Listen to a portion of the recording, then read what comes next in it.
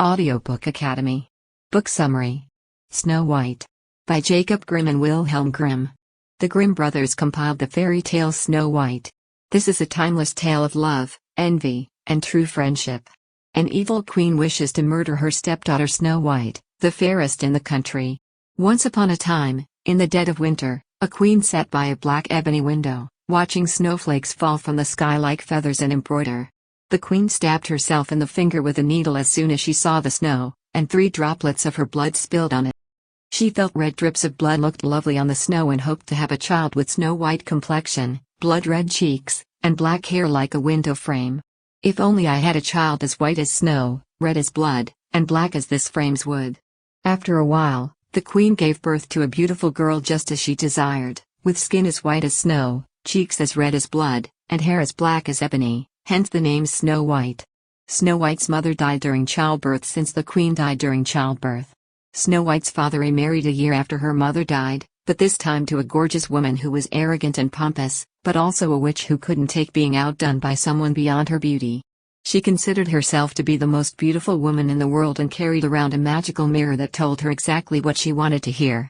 Every day, she would inquire of her magical mirror. "Mirror, mirror, on the wall, who in this land is fairest of all?"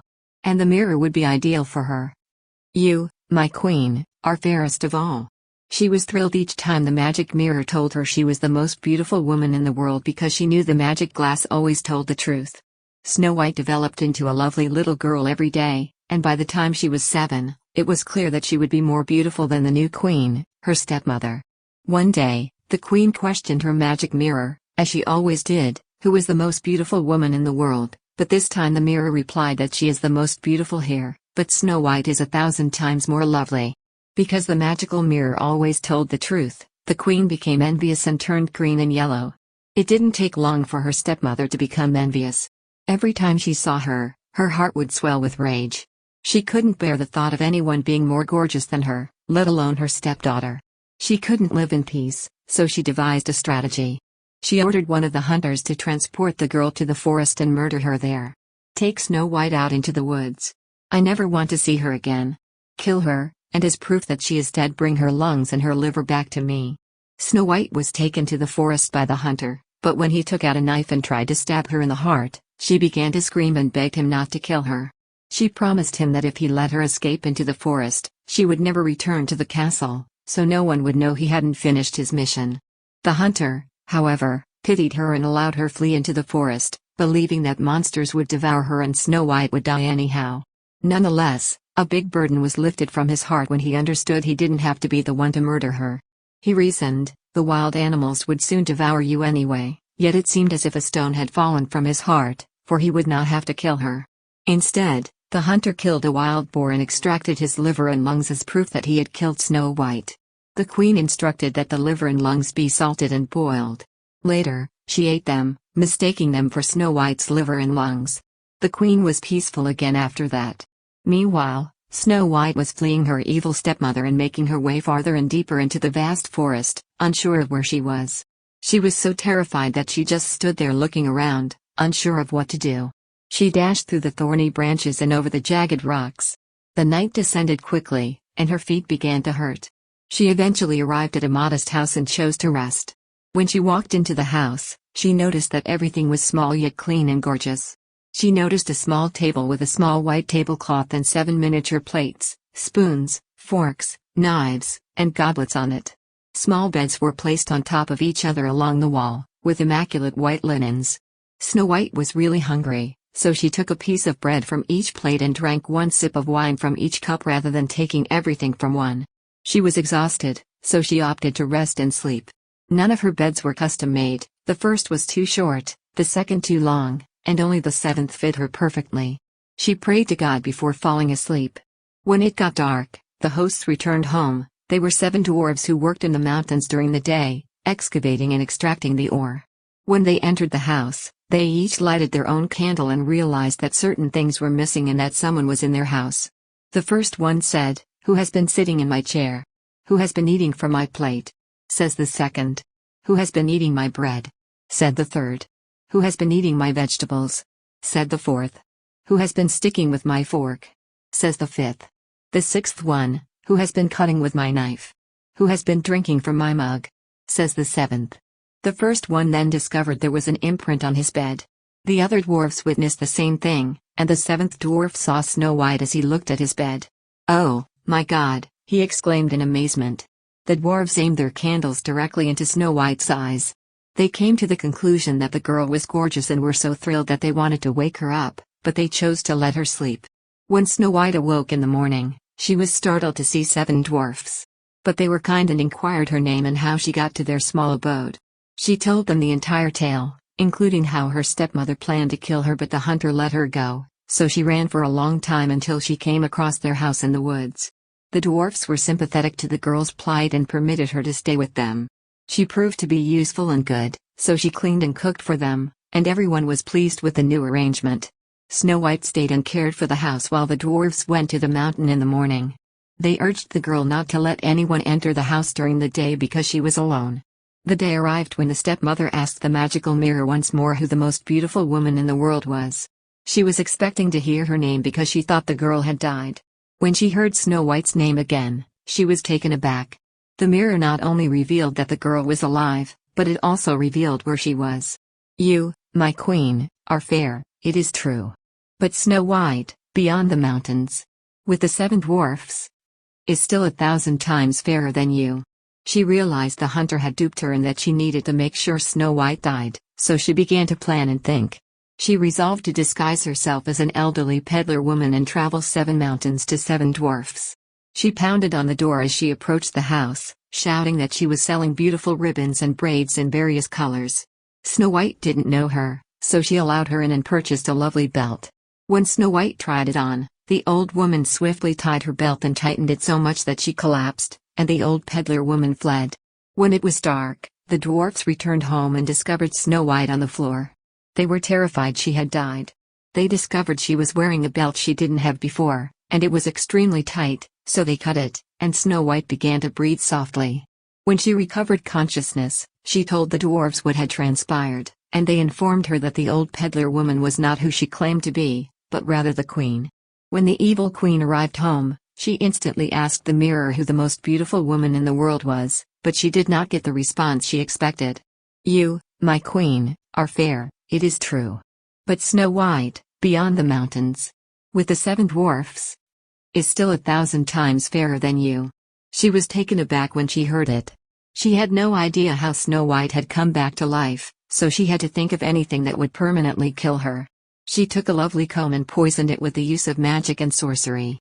She disguised herself as another old woman and traveled over 7 mountains to 7 dwarfs once more. She knocked on the door, but Snow White urged her to go because she couldn't let anyone in. But the old lady persuaded her that viewing is not forbidden and that she only wants to show her a lovely comb. Snow White accepted, and the old lady combed her hair. Snow White passed out, and the old woman fled once more. As the evening approached, the dwarves went home and found Snow White laying on the floor once more. Despite their fear, they suspected her stepmother again, so they began seeking for an unknown object and discovered a comb. Snow White regained consciousness as soon as they dragged him out, and the dwarfs admonished her once more not to trust anyone and not to let anyone into the house. When the old woman got home, she asked the mirror who the most beautiful woman in the world was, and the mirror replied, as before, Snow White. She shivered with wrath as she heard her name and resolved that Snow White had to die now, once and for all. She entered a forbidden room and used magic to create a poison apple. The apple looked gorgeous on the outside, half white, half red, so that everyone who saw it wanted to bite it but also died from the smallest portion. She tinted her face and disguised herself as a poor peasant woman after she completed preparing the apple. As a result, she traversed 7 mountains to meet 7 dwarfs. When she arrived to the house, she knocked, but Snow White reminded her that the dwarfs prevented her from speaking to strangers. The peasant woman said that it was fine, that she would sell her apples elsewhere and leave one as a present. "That is all right with me," answered the peasant woman. "I'll easily get rid of my apples.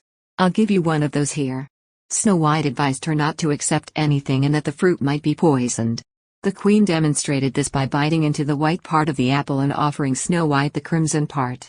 Snow White watched the peasant woman eat the apple with longing because it looked irresistibly tasty. She took the toxic half with her hand. Snow White collapsed to the ground as soon as she bit the apple. Now the apple had been so artfully made that only the red half was poisoned.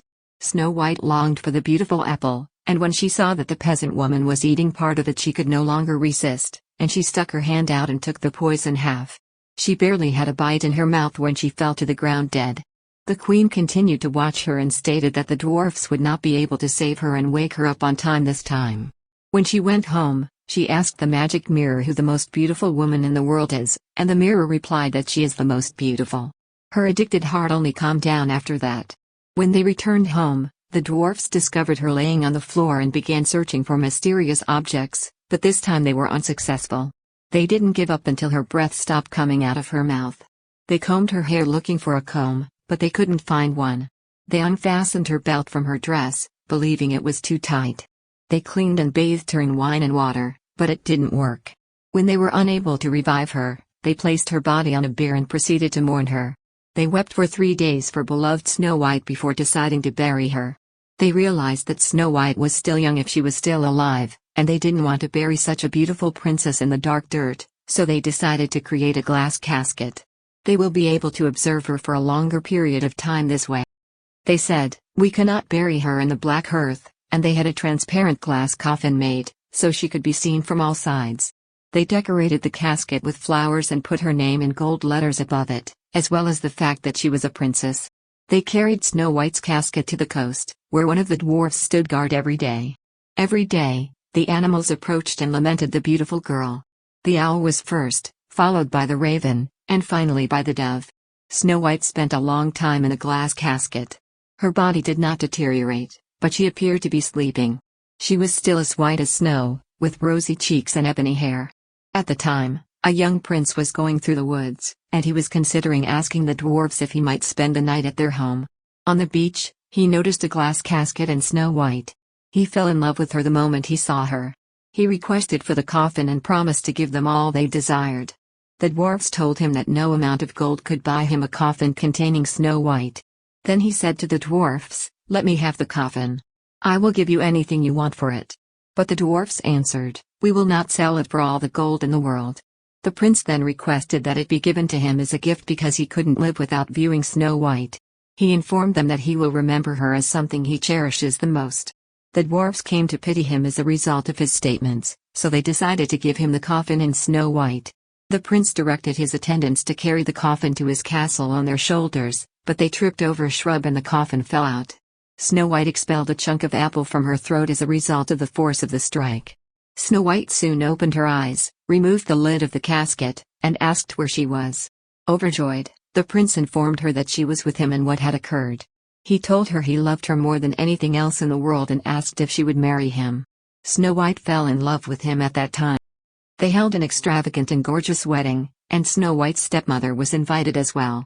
She put on her most gorgeous gown, stood in front of the magical mirror, and inquired as to who was the most beautiful woman in the world, to which the mirror replied that the young queen was the most beautiful. She was so enraged that she had no idea what to do. She didn't want to attend to the wedding at first, but she couldn't find calm. She needed to visit the new young queen. She spotted Snow White as soon as she entered the hall, and she remained buried there out of dread and fear. She wanted to go, but they had already placed iron slippers on her feet, forcing her to dance in front of them until she died. Then they put a pair of iron shoes into burning coals. They were brought forth with tongs and placed before her. She was forced to step into the red-hot shoes and dance until she fell down dead. Thank you for listening in Audiobook Academy. Don't forget to subscribe and smash that like button for more content like this. See you in next video.